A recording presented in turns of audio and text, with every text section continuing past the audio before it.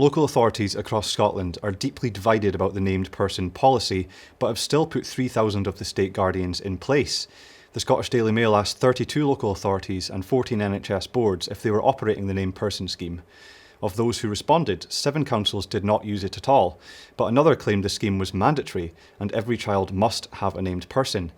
Campaigners have renewed calls for the scheme to be scrapped, saying that parents must not be given the impression that it is compulsory.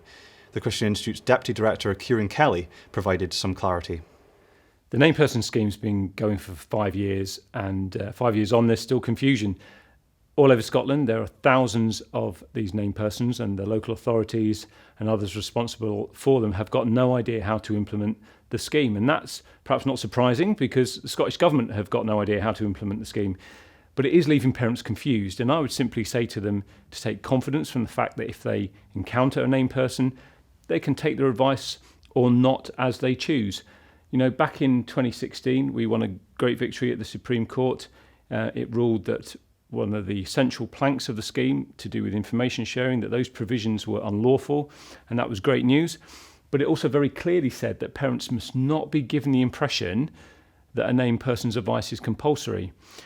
But if the people tasked with implementing named persons and the people on the receiving end of their advice are so confused, it tells you that time is really up for this scheme. It's unwanted, it's unworkable, and the Scottish Government simply needs to axe it once and for all.